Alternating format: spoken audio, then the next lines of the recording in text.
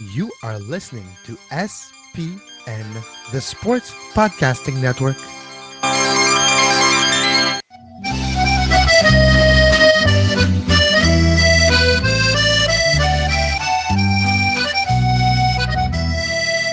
Oh, on est live on SPN Radio.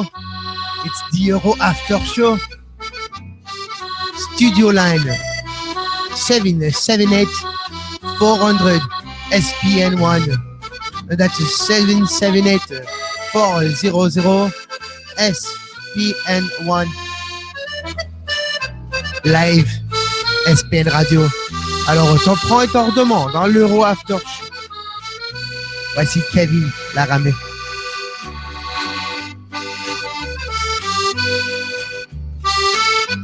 Good day, good night, and welcome to the Euro After Show. Second full day in the Euro, day 3, quote unquote.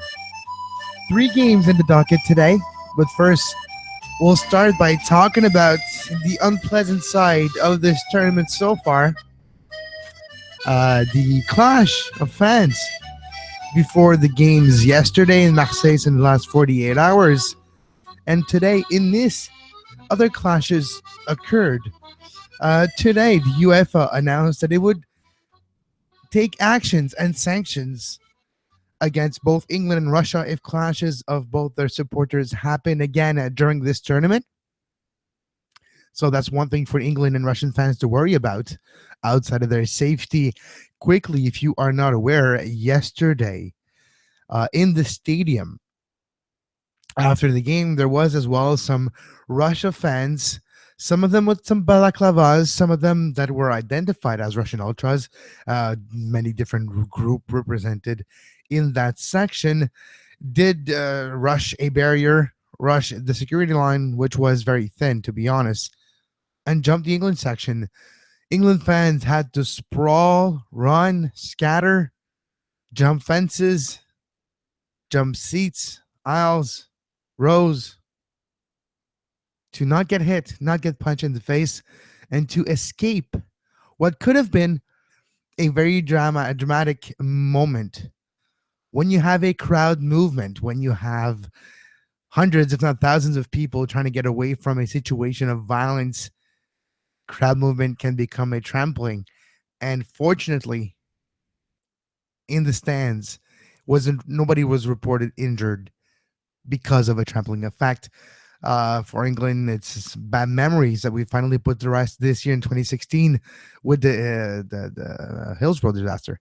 So now, when you're looking at what's going on so far, especially the Russia-England game, it's a shame that we're still there in 2016.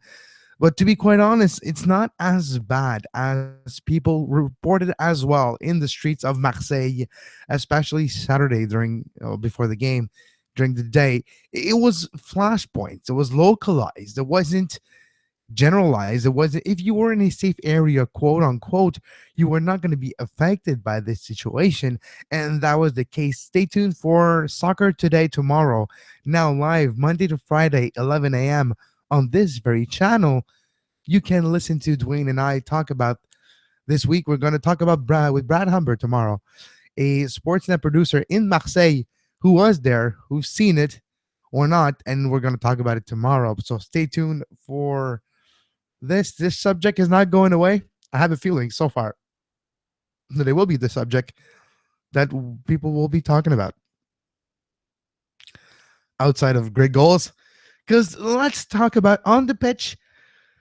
So far in the tournament, we've seen great freaky goals by Payet. No, Payet was actually on the run of play.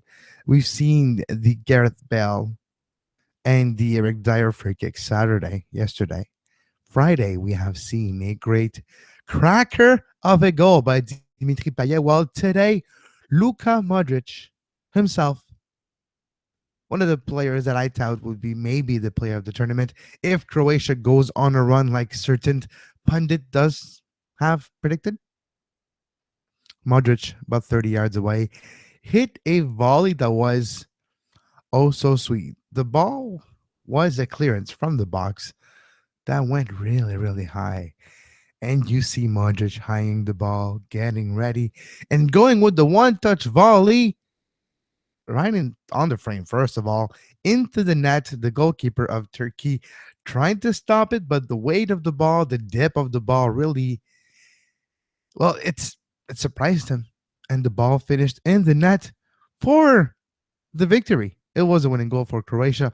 1-0 this morning in the first game in the Euro. 1-0 Croatia versus Turkey.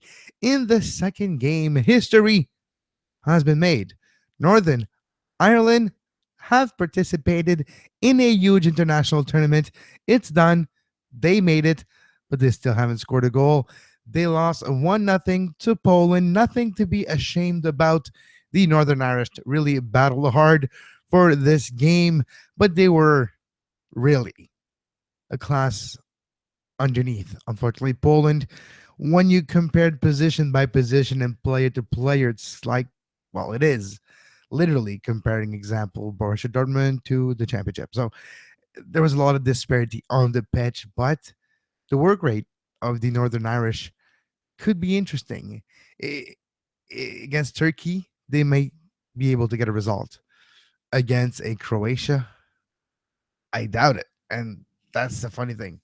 Actually, they're not in the same group, so it'd be either Germany or Ukraine. So for Northern Ireland to be Germany or Ukraine, yeah. Anyways, I don't have the groups underneath my eyes as we speak, so we'll talk about this later in the show. But when you look at the Northern Irish, their work rate is what you would expect. They're defensively organized. They're trying to hold for dear life and not concede and get the opportunity to concede one goal. They were at one point, I think, with the loss today, finished the hottest team in Europe and would have qualified for this tournament regardless of the 24 team Euro. So the fact that the Northern Ireland is here is no mistake. And it's not because of a fluke. And it's not because the tournament has been open wider. Now, lines are open, by the way. Give us a call, 778-400-SPN1. What is your thoughts on the hooliganism that has a resurgence? Or is it a one-off? Is it a flashpoint type of situation because all the circumstances were put together? That is possible. Were you impressed by Luka Modric today? Were you impressed by Germany? Germany 2-0 victory versus Ukraine, the host with Poland of the 2012 Euro. Germany with the biggest victory in this tournament so far, 2-0. Nothing to write home about. It's Ukraine. Germany was clearly the best team, played a very fluid type of soccer like we expect from Germany, created a lot of chances, and was definitely the better team with about a 63% possession in the whole game. It's the German type of game, more focused on possession than, well, it's very similar than 2014, where they were focused on possession and not just like in the late 80s, the long ball and the athleticism. Now, the German football team is all about skill, all about passing, and all about ball movement. And that's what's so beautiful with this German team. The first goal scored by Mustafi on a great delivery by Mesut Ozil. Who else? The assist maker extraordinaire. Mesut Ozil is always able to put the ball where he wants. And when you look at the first goal of Germany today, the delivery of Mesut Ozil is pinpoint. You see, it's like you're playing FIFA. If you could play FIFA and see the curve of the ball before you hit it and try to wiggle that curve between headers of defenders to land the ball on the head of your striker, would have looked exactly the same how Mesut Ozil hit his delivery ball in the box on the goal. Free kick for about 40 yards. He right foots it, just whips it around every defender, and oh, there's a white jersey, puts the head on the ball, and it's 1-0 Germany.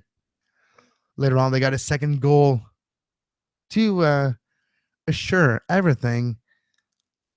But honestly, Ukraine never really was a threat for Germany in this game, outside of maybe the 18th minute when Jerome Boateng did the save of all save on the line, literally stopping the ball on the line to keep the host in front of the host, Germany in front. So it was interesting in that way. The game could have been different. But even when Manuel Neuer is beat, defenders are there. And that's what's awesome with this tournament so far. Just today and yesterday, we have seen in games of importance in teams that are contenders, ball clearing off the lines. In England yesterday, actually, it was Wales yesterday early on that cleared the ball off the line, and today, Boateng. So that's what fascinates me with this type of tournament. When it's such a short amount of games played in this whole tournament, every player goes for every ball. The second, third effort, the disregard for human safety almost. It's romantic in a way. You're looking at the players on the pitch giving their all, suffering in a way for our entertainment pleasure, for our passion, for our pride. That's what it's all about, isn't it? And when you see this in the players in this tournament, it really brings something special out of everybody. But when you're watching this tournament, it really brings something special when you're looking at the intensity of this game. And it's only game one. It's only going to get better from here. I don't know if it's a byproduct of having a 24 team Euro, but having 24 teams, you have more teams maybe thinking they have a shot. Because when there are a 16 team and you're top five of 16, you're not thinking about winning. When you're top five of 24, you're like, hey, we have a shot. What if an upset happens here and there? What if Germany gets booted, France implodes? It's wide open. So a team like Croatia, even though they will need a better performance than today, even though they won, can believe that they have a shot at winning this tournament. A team like Poland, if their opportunity is there with a striker like Lewandowski, they might thinking they can be a dark horse too. Maybe in the pure definition of, maybe not in the pure definition of dark horse, but quarterfinals worthy for sure. Hey, quarterfinals worthy. You're talking about 8 teams out of 24 that are going to make it there. So, exactly. So, it really brings a different facet this year in this Euro, the 24 teams. And I think the byproduct of that is that the top 5, top 6 teams do believe they can win and are playing like they can in game one outside of England. Sorry. But that's the feeling that I have so far. 778 400 SPN1, the Euro after show. Day 2, full day 2. So we had as well today in the Euro tournament, we talked about Croatia's great goal against Turkey. Turkey still had a couple chances to equalize and was a team that I wouldn't consider a mineral at all, but it's not a dark horse either. It's like a limbo between the two. Turkey, a team that is coached properly, that has players that are known between each other, that know each other well, and are used to playing each other. Majority of them playing in the Turkish National League, and for one of the big 3 clubs, usually Fenerbahce, Galatasaray, and Kapampozor, and I'm always forgetting the other ones, but those clubs in Turkey, and they have a familiarity between each other. And when they play in the national team, it does show. It does show results. And when you see team like Turkey only concede 1 against Croatia, Northern Ireland only conceding 1 against Poland, well, it's because they were organized.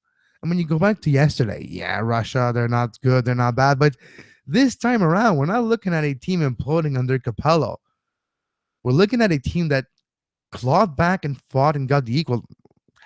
Bad pun here. I'm aware, but they fought back and they got the draw late in the game.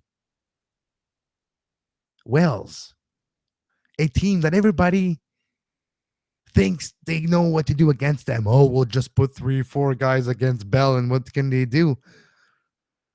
Robson Cano, winning goal. Albania. Let's talk about the ultimate minnow in this tournament, Albania. Well, they only conceded one against Switzerland. So after 2 days and a half, the experiment of Euro 24, 24 teams of Euro, so far so good. No big blowouts. Games that were entertaining at a level. Score were close. Maybe not as much goals that everybody liked, but hey, what can you do? But people were afraid that 7-0 and all that were going to be the case. Hey, it's not the Copa, it's the Euro. Granted, there's 24 teams instead of 16, but so far, so good. And that's the interesting part so far for me is that look, Albania didn't really get blown out yet. They could still, but it's Switzerland, only the one goal. Same for Turkey, same for Northern Ireland, team that are considered smaller compared to the other teams that played so far. So it'll be interesting to see what happens in the days ahead. And that's what I do believe that is important for the Euro is for the experiment of 24 teams to work. They need to not always be blowouts. We'll be right back.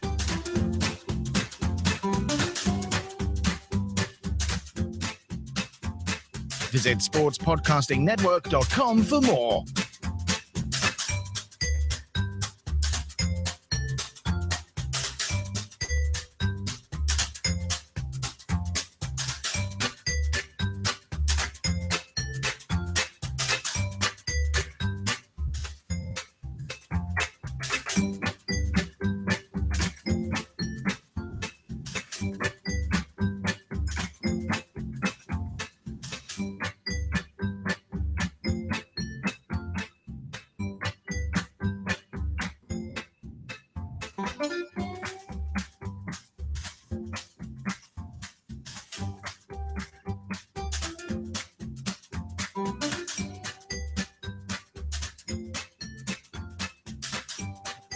So, who is the leader for goal of the tournament so far after 2.5 days? Well, we've broke it down. People talked about it. I've seen conversation about it, and there's 4 goals that comes out of the 7 so far that are worthy of being in the conversation so far. Obviously, the third goal of the tournament, which was the Dimitri Payet cracker of a goal for the winner for France in the opening match of the Euro 2016, is definitely high on the list, if not top spot. Then it goes to Saturday. We had those 2 free kick goals. Definitely worthy of the conversation. Eric Dyer, Gareth Bale, both in the conversation for goal of the tournament so far. And today, obviously, Luka Modric with his great volley from 30 yards out that was dipping, bending, and moving all over the place right into the net for the win. Winning goal for Croatia. Those are the 4 names so far that are standing out as goals of the tournament, and goals that you do have to get out of your way to watch if you haven't seen them yet. Monday, June 13, 3 games on the docket in the Euro 2016. The times are in the Eastern time zone, 9 o'clock from Toulouse. The reigning European champion Spain versus the Czech Republic, 9 a.m.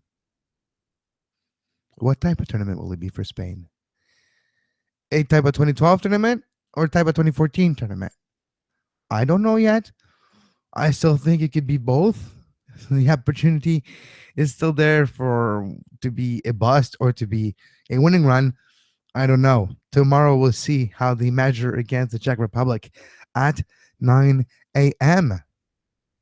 At noon Eastern Time in Saint Denis, Stade de France, Republic of Ireland versus Sweden.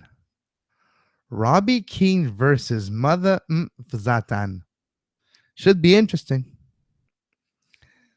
We all know where Zlatan is going to play next year. It's not official yet, but he knows. Marino knows. And we all figure it out. And he's going to Manchester, the red part of Manchester, for probably just for a few years until Marino gets sacked. But that would be next year. But Zlatan is taking advantage of this tournament. You remember 2014, Zlatan wasn't in Brazil. And for Zlatan to miss big tournaments like this, it's a place for him to shine. Look for him to score maybe two tomorrow and take the lead in the Golden Boot. I'm not predicting that he's going to win the Golden Boot because to win the Golden Boot, you have to be there long enough to have an opportunity to score more goals. When you only play 3 games in the group stage, maybe one, maybe two in the knockout, you're not going to get that Golden Boot. Still feels maybe a Frenchman. That is number 9. We'll see. Belgique, Italy at 3 p.m. in Lyon tomorrow. Belgium with the Montreal Impact representative in the defense, Osima, which probably will be on the bench tomorrow versus Italy. No Pirlo, no Javinko, no party. We'll see. We'll see if the no Pirlo, no party moniker is true for Italy starting tomorrow. Italy, runners up, finalists of the Euro in 2012 against Spain. And you all remember, it was a thrashing. It was not pretty. It was ugly. It was not Germany, Brazil ugly, but it was Spain, Italy ugly. It was 4-0, if I'm not mistaken. What a disaster that final game was, and what a dominant performance it was for Spain. Now, Belgium, Italy. Well, Italy is a notable slow starter in the international tournament. Usually never win their first game, draw or loss, and then does just enough to get out of the group, then keeps on winning until the end. That's the Italy way.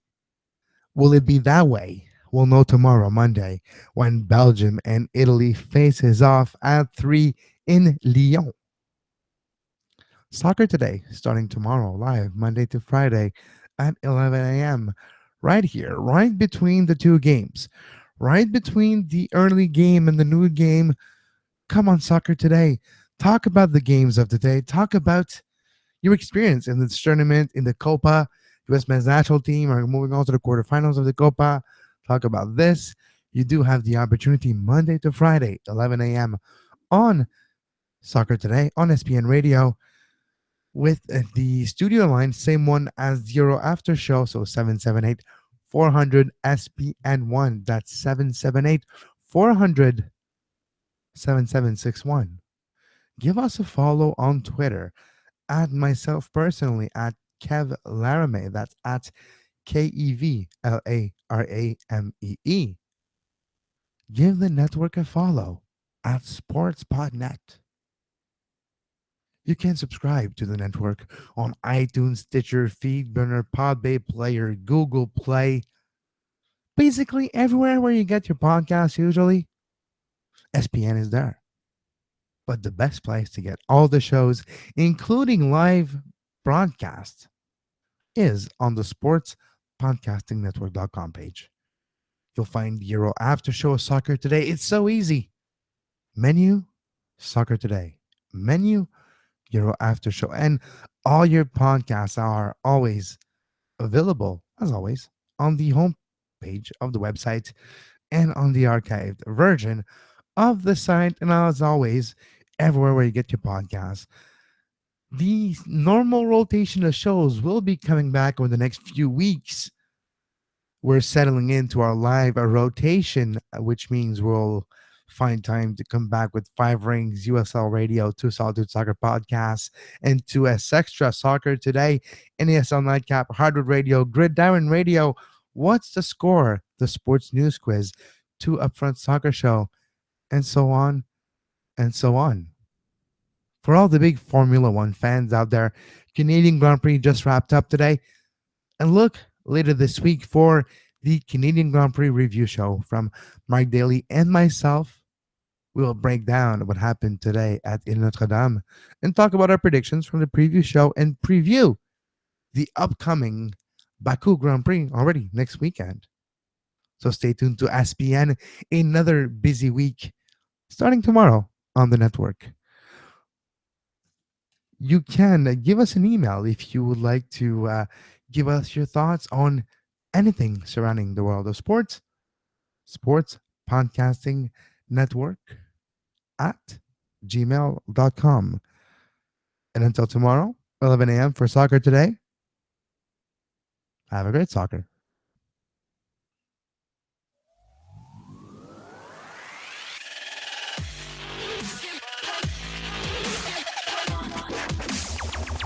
You're listening to Soccer Today on SPN Radio. You can find the on-demand version of this very show on iTunes, Stitcher, Feedburner, Podbay Player, Podbean, anywhere you get your podcasts under the Sports Podcasting Network feed. Subscribe to our YouTube page to make sure you never miss a live show talking about soccer today, the MLS postgame show, open lines after dark, 5 rings daily during the Olympics. Make sure you subscribe and give us a follow on Twitter at SportsPodNet and like our Facebook page, facebook.com/Sports Podcasting Network.